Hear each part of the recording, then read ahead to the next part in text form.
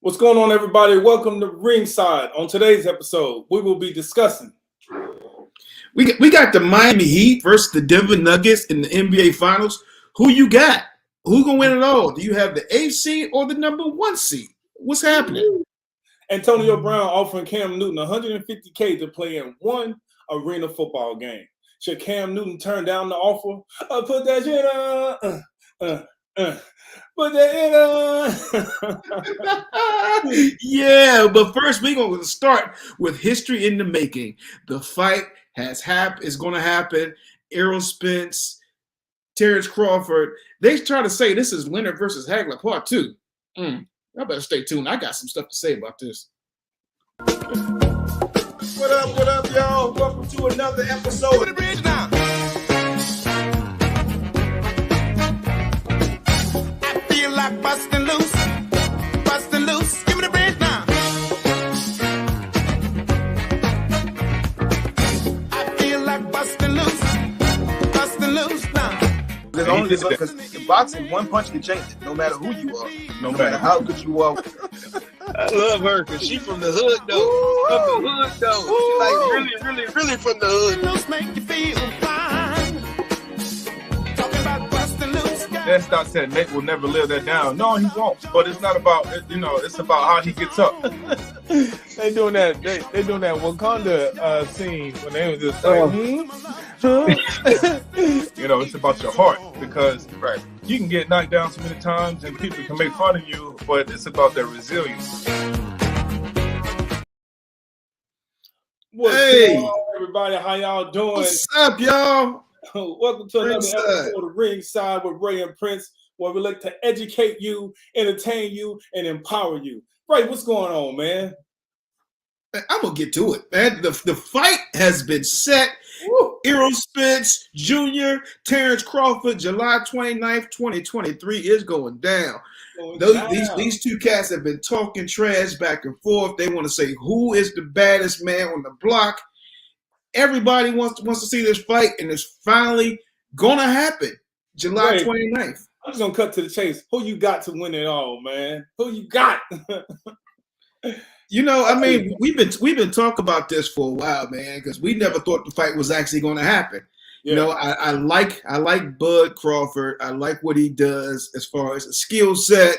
Yeah. A cat that goes in there has a game plan. He can fight you multiple ways. Yeah. I was talking to Antonio Tarver the other day, and he was like, he picks Bud.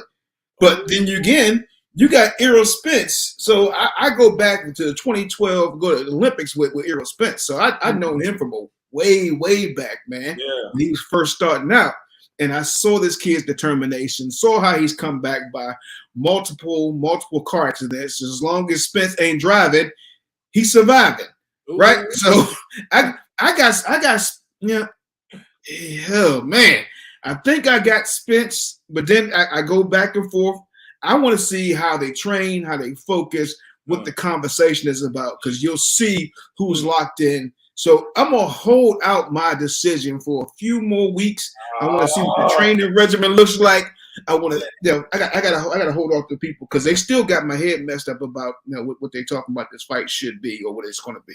Come on, man. Come on. You can't hold on to people like that, man. I'm just gonna go ahead and go all in, and I'm gonna tell you who I got. Man, I got Terrence Crawford, but I'm definitely not crossing out Errol Spence Jr., man. But it's something about his bravado, his confidence, and when he had the episode on the show with Stephen A. Smith, man.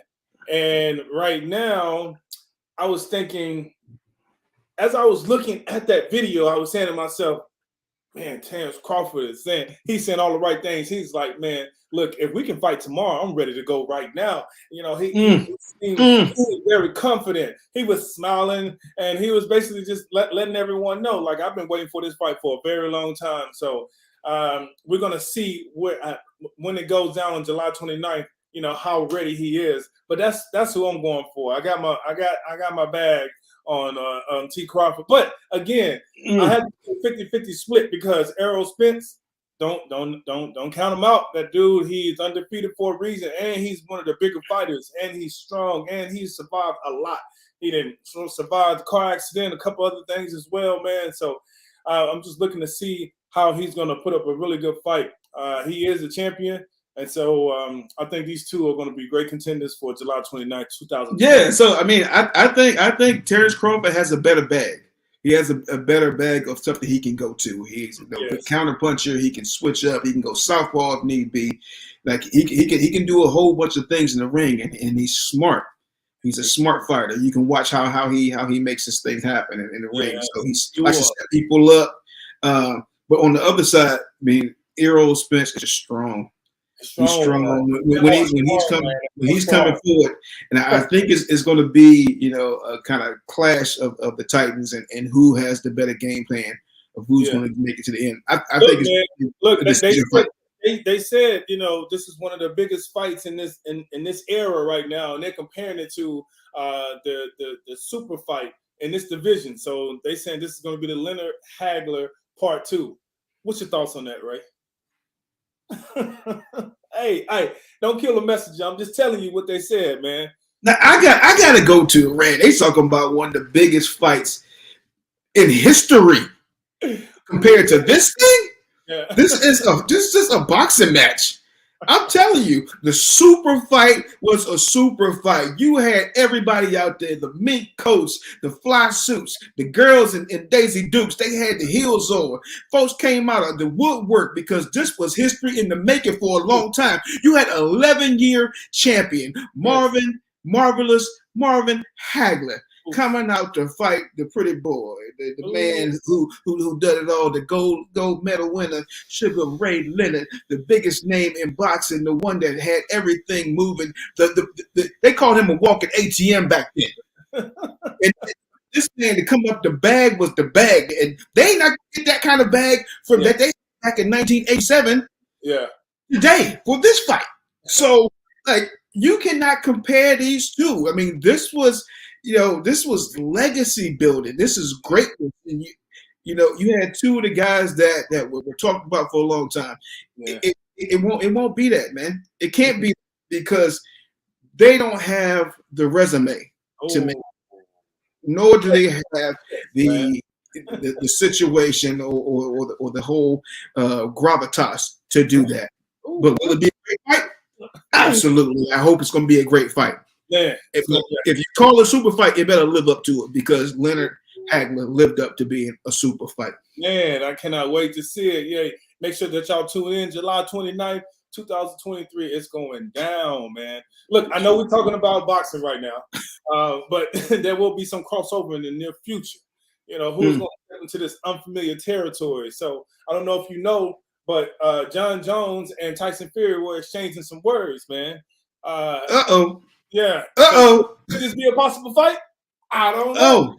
But look, Tyson Fury went off when Joe Rogan said, "Hey, if Tyson Fury and John Jones were to get in the ring and fight," Joe Rogan said, "I'll put all my money on John Jones." And man, that lit a fire under Fury. Fury is like, "You smut, like you mangy smut." I know you. So he went off. John Jones, he responded with a tweet, with a video on social media. He was just like, "Beat me." Like, uh-oh. Hey, John Jones better hope it's some kind of hybrid fight. It's about to be an MMA situation because there's no way he is going to go there and outbox Tyson Fury. Tyson Fury is 6'9", 299, and one of the fastest, slickest boxers in the world. And if Wilder couldn't put that man out with a hook that almost knocked the whole building down, what is that? Yeah. Hey, yo, John Jones, I love you, man, but you better hope you want to fight him in MMA because you can kick his legs and take him down. That's what the fight you want. You do not want these hands to just be straight. So look, what if I come up with this brilliant idea? They got 4 rounds. 1 round is boxing only. The next round is MMA. The next round is boxing. The final round is MMA. Who would you put your money on? They're gonna have to start the fight with MMA because if it's boxing, night. Jones gonna be a pile of bones early. Or rap, dap, dead at. They play with some 4-ounce gloves, first round boxing. Oh, good God Almighty! 4-ounce gloves with Tyson Fury? Nah. Oh man, with hey, Jones' chin ain't like that, man. nah, I don't know. But all I can say is it would be awesome if those two powerhouses can get in the ring, man. The champion of boxing and the champion of UFC. That'll be awesome, man. That'll be awesome. Look, but Israel Adesanya, he has revealed that he asked the UFC if he could fight, or should I say, kick his ASS, Dricus du Plessis, the South African fighter that said he's the real African. I'm the real African because he was trained and he lived in Africa, man. So, Israel, he didn't take lightly to that comment, man. So he wanted to challenge him to a duel. He was just like, man, bump that. So he wanted to do it at the Allegiant Stadium in Las Vegas. That's the new one, right? And that's the Raider Stadium. Yes, but the gatekeeper Dana slapped your wife white. Yeah, I said it. He better to fulfill the business milestones and have the fight in Sydney, Australia. So instead, he told Israel, if he wants to fight DDP, he can fight him after DDP fights Robert Whittaker on September 9th in Sydney, Australia. Oh, well, hey, Robert Whittaker ain't no joke, so he can't be making stuff happen right before you fight somebody else. You got to go ahead and take care of that man first. Right? Give it a beat, y'all, man. So, what do you think of between Israel and DDP? Man, I'm going with Stylebender all day.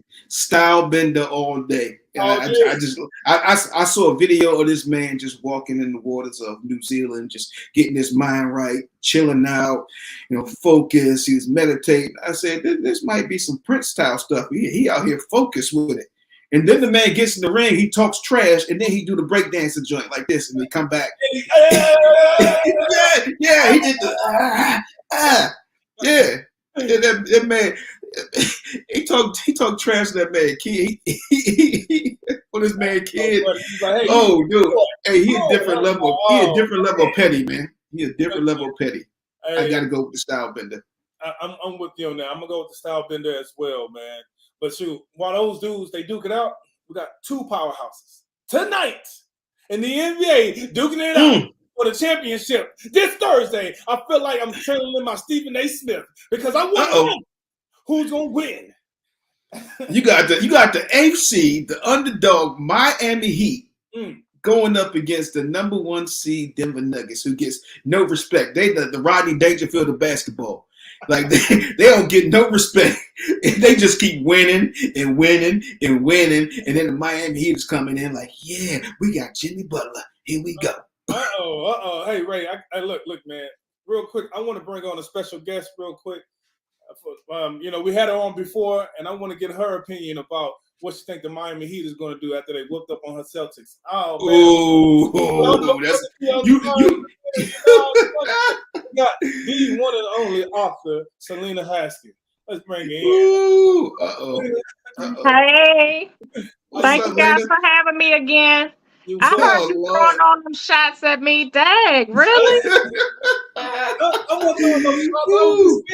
I'm still heartbroken over here. Look. Man, what happened to your Celtics against the Miami Heat? See, what had happened was, man, look, this is the 6th straight postseason where you had Jason and Jalen who just couldn't come through.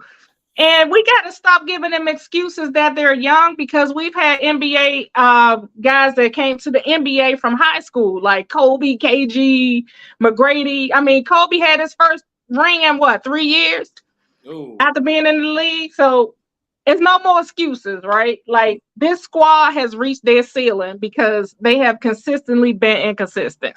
Man, are they gonna blow it up? I mean, they were just losing. They were losing 0-3, and then they built your heart up and gave you opportunity, a chance. They said, we might be the first team ever to come back from an 0-3 deficit, and they came back on the last game and just laid an egg. Laid an egg. You know what that's like, Ray? They had all the celebrities were out. I mean, even the commissioner came to this game, right? It was a star-studded event, almost like going to a wedding and the couple didn't get married. Like somebody just got left at the altar. You know, it was a heartbreaker. I mean, I heard it. They gave the Larry Bird trophy to somebody other than the Boston Celtic. Right. How embarrassing is that? In Boston. In Boston. In Boston. That is embarrassing. Oh man, I know we want to talk about the Double J's, Dynamite, but we got to talk about the one who eliminated them, and now they advanced to the finals. So tonight is the game, the Miami Heat versus the Denver Nuggets. Who do you have? Denver.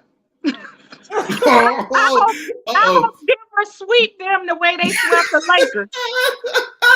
Oh, that's in the chest. That's all up here. That's all up here. The hate is very relevant right there. Hey, you know what? I can't front. I want to see them get annihilated. Yeah, they should have. Somebody said the Celtics should have kept Okie Dokie Udoka. Oh, yeah. I didn't want to go back there, but hey, I'm gonna take it here. Look, tonight we got the finals. We got Denver versus the Miami Heat. Ray, who you have, man? Hey, I'm going with lemon pepper logic. That's what I'm talking about. The Miami Heat down there in Miami, the water's happening a little bit different, man. Denver, they ain't used to going out there and going on South Beach. You go on South Beach and it's all kinds of partying and stuff happening. Denver, this is their first championship. They like, we just going to lay back and enjoy it and go down here. And next thing you know, you're going to hear that little Cuban music going on. Then you got the girl with the little shorts in there, and they got lemon pepper wings everywhere. So, do that right. Oh, he hit that. Oh man. Yeah. So I'm going with the Heat, man. The underdogs. They AC first time. They barely made it into the playoffs. Now they're in the championship. Man, let's go, man. So yeah, let's go, man. Look, we're looking forward to the game tonight. And we're going to have a good time. I'm going to have my popcorn watching it, so I hope that everybody else does. Selena, we got to run, but it was great having you on the show. We want to have you back. Thank you so much for making an appearance, and your cameo is always welcome. So thanks, Selena. Thanks for having me. I appreciate you. Have a good one. You too. Thank you. Man, so you already know, man. You know this game is going to be crazy tonight. So we're looking forward. The series is going to be crazy. But speaking of being crazy, you know what's going on with this pickup game that's getting set up by Antonio Brown. I heard that he has ownership in an arena football team. So I want to talk to you about that, man. About the AB. What's going on with AB, Prince? Oh man, look, man. I think I got some theme music for you, man. Uh-oh. See. Put that Put that Look, man, I don't know if y'all heard, but Antonio Brown Antonio Brown is offering Cam Newton $150K to play in one arena football game. One game? One game. He said 150, and then he tweeted this the other day. He said, if anybody seen Cam Newton, let him know he haven't thrown me a touchdown in the game yet, and now we can finally make it happen. I'm offering Cam Newton $150K for one game play with me. He said, please spam his account, Ace Boogie, to the AB. Do AB still got $150K? Put that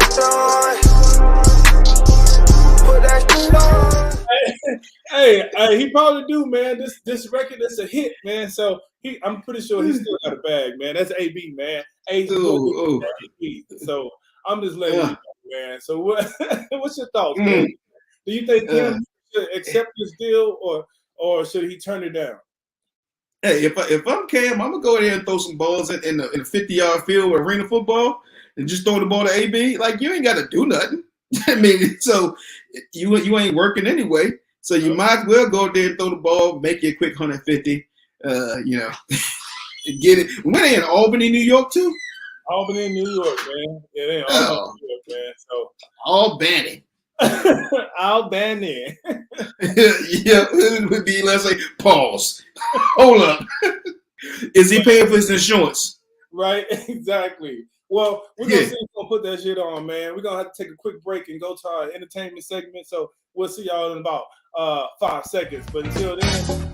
feel like busting loose. Busting loose. Give me the bread now.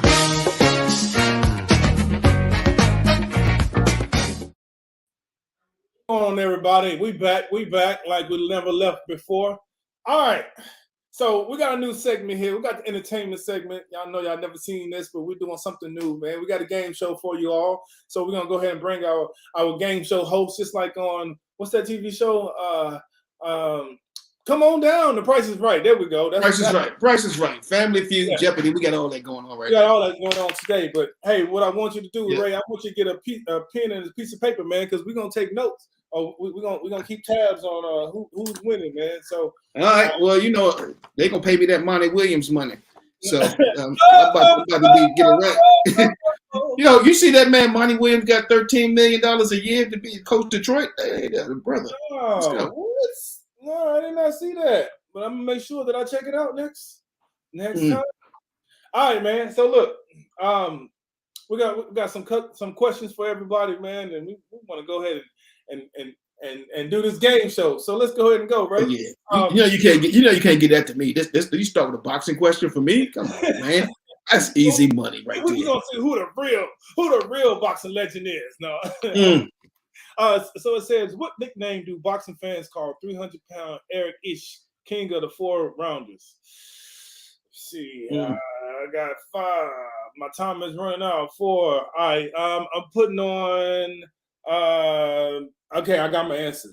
What you got? You got? I got to see it. It's Butterbean, man. Butterbean. Butterbean. That's what I meant. Oh, I meant Butterbean. Big Eric. Yeah, that's what I did. I got my answer. I got one right. There we go. All right. Who we got next? I think Prince over there switching his answers. Oh, man. All right, hold up. In which U.S. city is the Crunk Boxing Gymnasium? Oh, man, come on. You got to know this. Crunk? Oh, that's Chicago, maybe. Oh, Lord, hell to the no. Monty Williams just got the money over there. Who you got? What you got? Who you got? It's Detroit. It's Detroit? Yeah. That's the Hitman, the Motor City. That's Thomas the Hitman Hearns. Oh, okay. All right. I got the wrong answer, but it's all right, though. You know, so I didn't get that one. All right. So we're going to go ahead and go to the next one, man. What we got next? Oh, they gave all the boxing joints. Here, in 2008 Olympics, which country won the most boxing gold medals? USA. Mm. Hey, Ray, don't be looking up stuff, man. You over there? What you looking up, man? I ain't looking up nothing. I'm just like, how you say USA? USA ain't won no medals in like forever. We been a struggle bus. Cuba. Oh, so he's going Cuba? That's what I'm going with. Yeah. All right. Man. Oh, God, boy, I tell you, don't mess with me with this boxing game. Look, man, I think we got a couple more, man. What nationality are the Klitschko brothers from? Oh, yeah. I already know that. All right. Everybody know the Klitschkos. Yeah. I got, I know who I got. I got C. Yeah, we give a little hint. They over there fighting war right now. They're fighting war right now. So yeah, it's you already know, man. So you say Ukraine. Ukraine. There you go, Ukraine. Ukraine. Look, got the last question, man. Says George Foreman made more money from his Foreman grill endorsement than he ever did boxing. True or false? Ooh, wait. Oh my goodness. So this one is ridiculous. So you gotta watch the documentary and see the whole story behind this about how much money this man made from this grill. And I'm saying it's true because I know for a fact that they had to buy him out because he was making too much money. Wow, good googly moo. They was like, "This is our product." I think his payout was $112 million. Like he could afford his boxing career. I mean, that was just to buy him out. And they still had to have him on as an endorser and give him a residual. Man, they said he made over $200 million. Look. Oh yeah. He's still making some money from that. Man, he was promoting the mess out of that, man, and I was proud. I was proud to be a part of it. I bought me a couple of grills. George Jr., if you're watching, and George Sr., if you're watching, we feel like busting loose. Hey. Yeah, I'm sure. Where G3 at? He ain't on here today. You know what I'm saying, man, but it's all right. He's gonna be on here soon, man. Look, everybody, that was our segment for the entertainment. We're gonna go ahead and go ahead and let Ray know that it's time for our empowerment section. So let's go ahead and jump into it, man. Look, we got a special guest that we're gonna bring on real quick for you all. This guest is gonna talk about, give us some words of wisdom and stand above the ropes. And he's well-known trainer, a conditioner for a lot of high-profile boxers. Shamba. Sean Bay. I'm sorry. Did I say what I say? Shamba. I said Sean Bay. Shamba. Yeah, Sean Bay. My bad, Sean Bay. If you watching, man, my bad, Sean Bay Mitchell, Lamont and Anthony Peterson, Austin Trout, Lamont Roach Jr., Adrian the Problem, Brunner. They can't. That's your boy. That's your boy. They can't, because anybody can't get it. American, Mexican, African, European. Look, man, and a host of other fighters. So his brand is called Square Fit Pro, and he has restaurants, and he's very respected in the nutritionist space. So without further ado, put your hands together for Mr. Keith Johnson, baby. Man, Keith. Oh, the soul clap for Keith. Welcome, Keith. Hey, fellas. How you doing, man? I'm doing good, man. Yeah. That's good. That's good, man. It's good to have you on here, man, and good to see you. Keith, we want to jump right into it, man. Can you give us a quick rundown on where you're from, man, and how you got started? We get from Washington, D.C. Basically, moved to Maryland. I've been living in Prince George's County now for probably 30 years now. Yeah. So basically, just started as an amateur boxer and got into conditioning, boxing and conditioning. Went to school for fitness nutrition, and it's been history from there. Ray? Prince. Yeah. Man, that's awesome, man. Look, I was in Baltimore. I wish I would have known when I was playing with the Ravens. I would have came to the boxing ring and got it in with you, man. I needed some of that. Hey, man, I tell you, man, it would have been a beautiful thing too, Yeah, man. Hey, Prince, we don't always claim Baltimore as part of the DMV either, though. Like Baltimore they got their own thing sometimes. You see Baltimore a little different, man. I love my Baltimore folks, but they be acting up. Funny, man. Look, Keith, we want to know who was the hardest working boxer that you ever worked with? As far as when it comes to actually train the hardest. Yeah, who trained the hardest? Who go hard? Who was really focused and had that dog in him, ready to take it to the next level? Lamont Peterson and Israel Gigera. Ooh. Israel. She was bad, man. Yeah, she's mean, man. Yeah, she was mean. Yeah. She was tough. Them two right there was like I mean it's almost like they would train so hard where I mean I would literally have to say, look, okay, that's enough. They would probably want more sometime. Yeah. Good. That's what I'm talking about. That's that work. Well, Israel, so she had one of my fighters I used to represent, a girl named they called her Goose, Corinne Van Richter Group from Canada, and they used to rumble, man, and train. And so I love that, man. That was awesome. Shout out to her. She's a dope one. No, she was yeah. So when you train the different fighters, do you have a specific regimen that you do, or do you take each one and train them a little differently? What's your go-to? So basically, I do what you call a fitness assessment. So most fighters come in here and they come to me and they pretty much think they're in shape. A lot of them, they think they're in shape, tip-top shape. But once I take them to a basic assessment, they come and they're like, wow, I thought I was in better shape than this. A lot of fighters get away with this. They get away with because they got good skills. But as far as conditioning, I mean, they think they're the level where they really not a lot of times. Man. So once I do that fitness evaluation, it kind of like humbles them,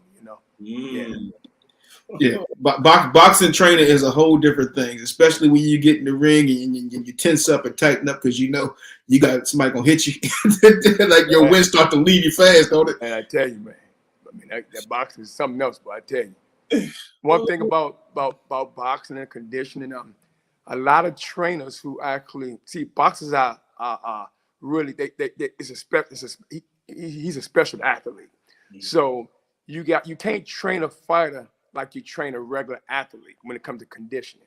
You got to keep him close to his environment. So say, for instance, a lot of conditioning trainers, they try to train fighters like football players, basketball players, but fighters got to be trained close to their environments. They got to really create programs that's similar to the same thing what they do in the ring, as far as when it comes to movement, and that's what the square is all about. Yeah. Ooh, I like that. I like how he broke that down. Look, Yeah. man, what Zab told us, man. He said you can play all those other sports, but you don't play with boxing. You can't play You boxing. don't play boxing. You can't play boxing, man. You don't play boxing, man. You can't play that. Yeah. Look, Keith, are you just involved in training and conditioning boxers, or do you have other ventures that you're working on?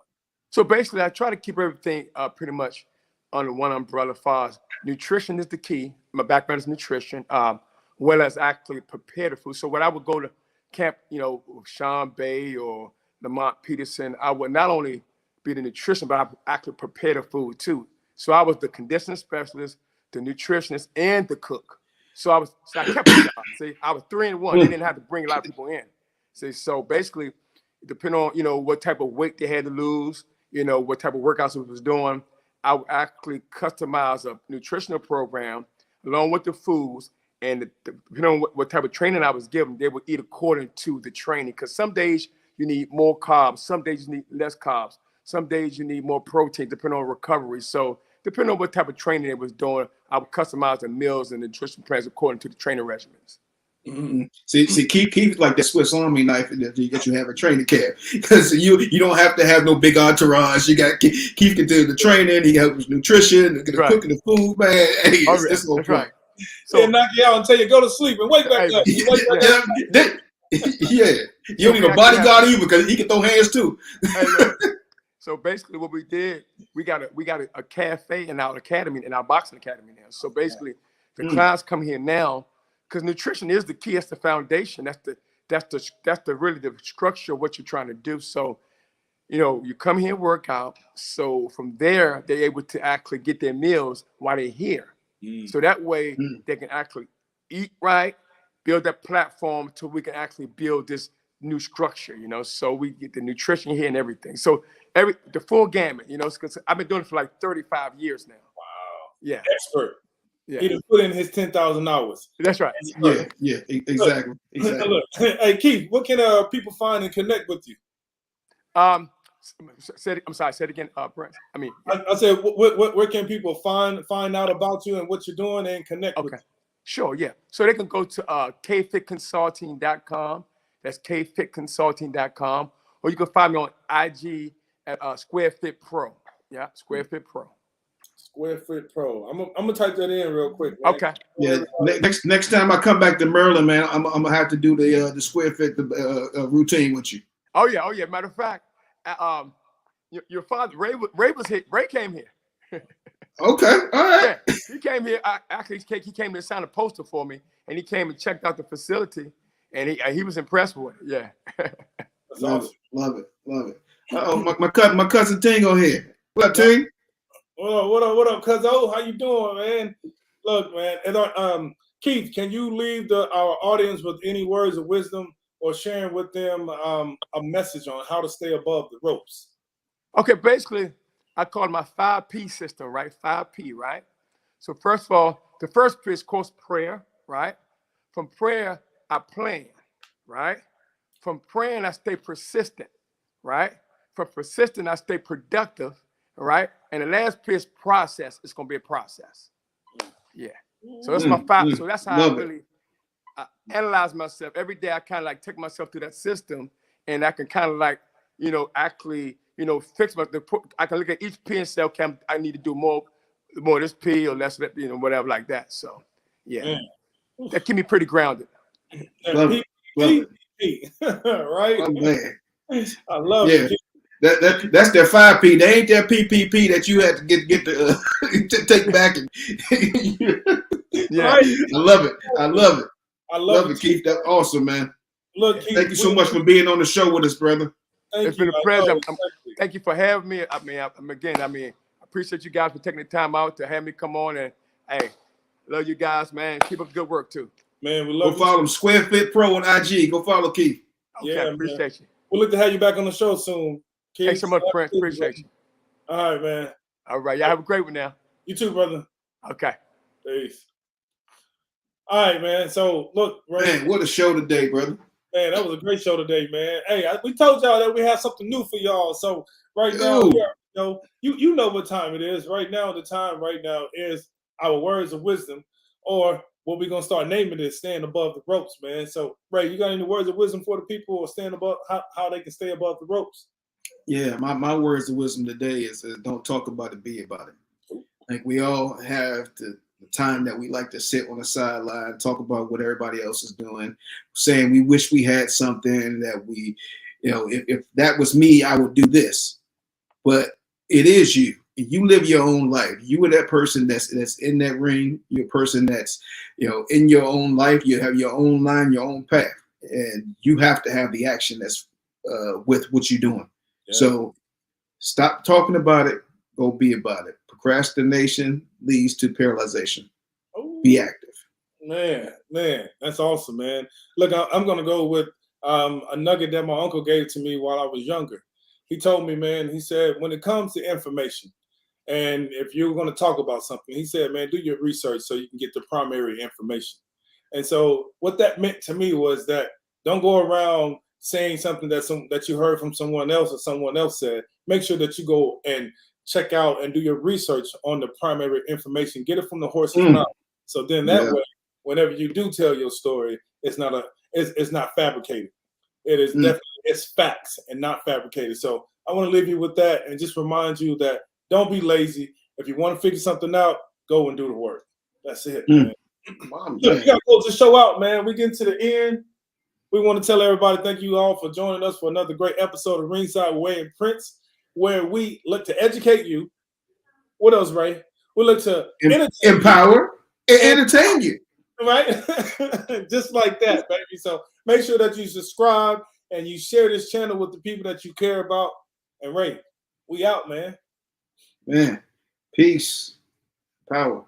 I feel like busting loose. Give me the bread now.